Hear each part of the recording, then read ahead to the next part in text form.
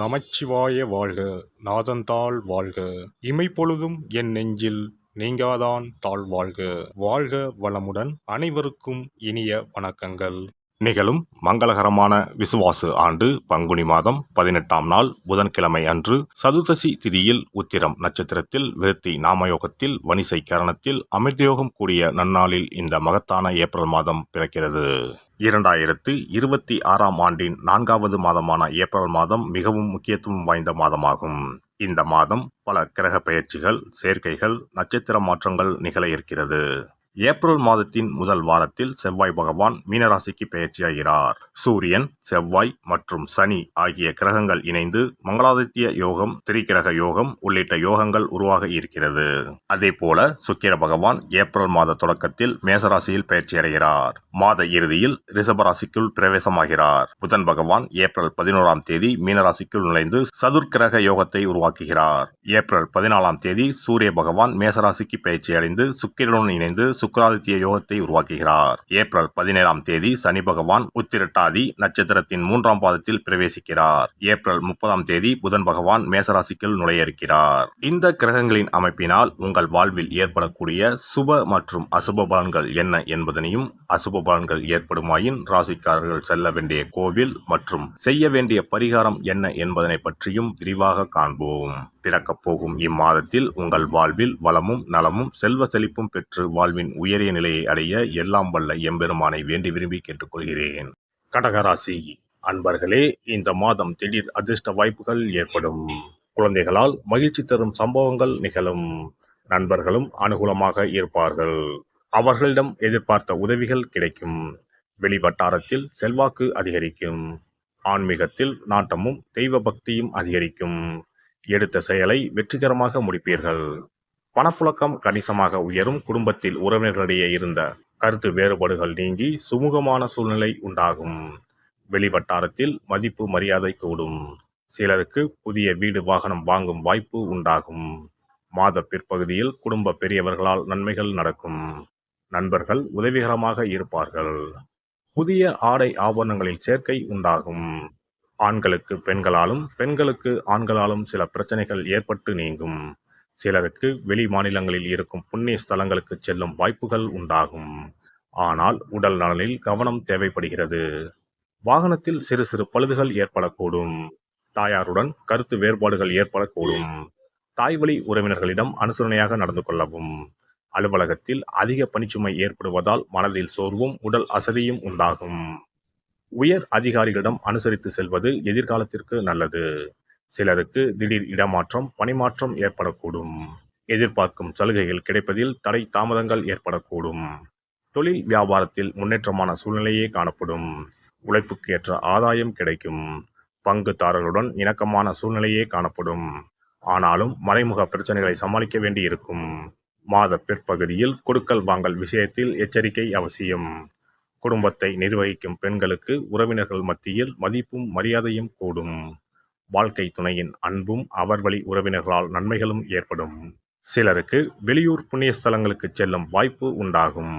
அலுவலகம் செல்லும் பெண்களுக்கு சலுகைகள் கிடைப்பதில் தாமதம் ஏற்படும்.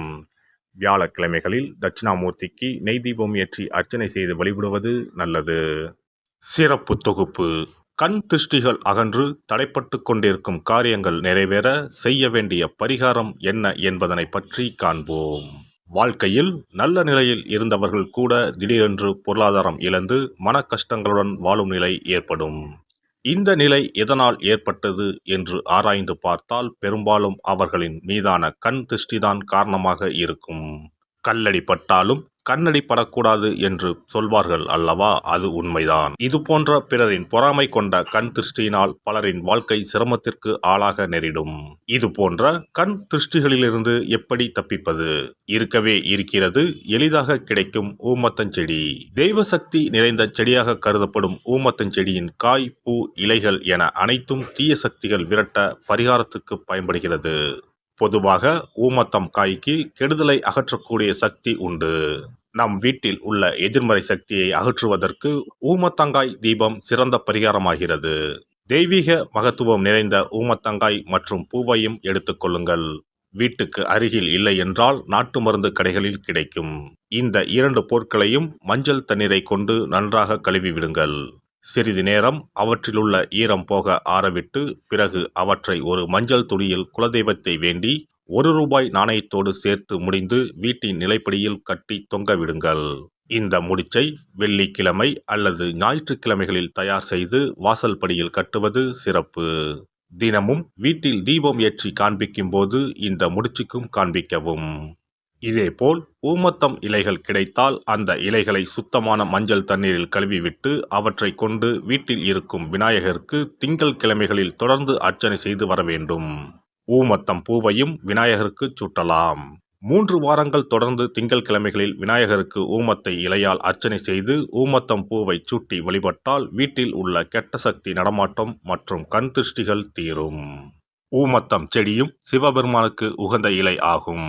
இந்த ஊமத்தங்காய் வைத்து சிவபெருமானுக்கு தீபம் ஏற்றி வழிபடுவதன் மூலம் நமது பிரச்சனைகளில் இருந்து எளிதாக விடுபட முடியும். முதலில் 2 ஊமத்தங்காய்களை எடுத்துக்கொள்ள வேண்டும். அவற்றின் மீது முட்கள் இருப்பதால் மிகவும் கவனமாக கையாள வேண்டும். ஊமத்தங்காயின் காம்பு பகுதிகளை வெட்டி கொண்டு கத்தியை பயன்படுத்தி ஊமத்தங்காயின் உள்ளே இருக்கும் விதை பகுதியை முழுவதுமாக நீக்கிவிட வேண்டும். பின்னர் 2 அகல் விளக்குகள் மற்றும் விளக்கு வைப்பதற்கான 2 தட்டுகளை எடுத்து சுத்தம் செய்து அவற்றிற்கு மஞ்சள் குங்குமம் போட்டு வைத்துக் கொள்ள வேண்டும். பின்னர் 2 தட்டின் மீதும் ஒவ்வொரு அகல் விளக்கை வைத்துக் கொள்ள வேண்டும். அதன் பிறகு எப்போதும் பூஜை செய்வதற்கு வைப்பது போன்ற வெத்தலைப்பாக்கு, பழம் போன்றவற்றை வைத்துவிட்டு 2 விளக்குகளையும் ஏற்றி சிவபெருமானை மனதார வேண்டிக் கொள்ள வேண்டும். எனக்கு இருக்கும் பிரச்சனைகள் அனைத்தும் தீர்ந்து இன்பமான வாழ்க்கை கிடைக்க வேண்டும் என வேண்டிக் கொள்ள வேண்டும். இந்த பூஜையை வெள்ளிக்கிழமை அன்று தொடங்கினால் தொடர்ந்து 9 வெள்ளிக்கிழமைகள் செய்ய வேண்டும். ஊமத்தங்காயின் மீது எவ்வாறு முட்கள் இருக்கிறதோ அதுபோல நமது வாழ்க்கையில் இருக்கும் முட்கள் போன்ற பிரச்சனைகளை அவை தீர்த்து வைக்கின்றன. இந்த பூஜையை நாம் தொடர்ந்து செய்து வருவதால் நம் மீது இருக்கும் கண் திருஷ்டிகள் அகன்றுவிடும். தீராத துயரங்கள் தீர்ந்துவிடும். பணம் நகை நம்மிடம் பெருகி வரும். சிலருக்கு கையில் சுத்தமாக பணம் இருக்காது. வறுமை தாண்டவமாடும். கடன் தொல்லையால் கஷ்டப்படுவார்கள். பண பிரச்சனையில் சிக்கி கொண்டிருப்பவர்கள் இந்த தீபத்தை ஏற்றினால் 3 வாரங்களில் நல்ல பலனை பெற முடியும். தொழிலில் நல்ல முன்னேற்றம் இருக்கும். கடன் பிரச்சனைகள் தீரும். உறவினர்களிடையே பகைமை இருந்தால் அவையும் மறைந்துவிடும். நோய்வாய் உள்ளவர்கள் இந்த தீபத்தை ஏற்றுவதன் மூலம் நல்ல பலனை பெற முடியும். பொதுவாகவே எந்த பரிகாரம் என்றாலும் அதை முழு நம்பிக்கையுடன் செய்தால் மட்டுமே முழு பலன் கிடைக்கும் என்பதை நினைவில் கொள்ளுங்கள். எல்லாம் வல்ல இறையருளால் நீங்களும் உங்கள் அன்பு குடும்பமும் உடல் நலம், நீலாயுள், நிறை செல்வம், உயர் புகழ், மெய்ஞானம் ஓங்கி வாழ்க வளமுடன். இந்த வீடியோ பதிவு உங்களுக்கு பிடித்திருந்தால் லைக் பண்ணுங்க, கமெண்ட் பண்ணுங்க, ஷேர் பண்ணுங்க. மறக்காம சப்ஸ்கிரைப் பண்ணுங்க. பக்கத்துல இருக்கிற பெல் பட்டனை கிளிக் பண்ணுங்க. நன்றி, வணக்கம். ஓம் நமச்சிவாய. சிவாய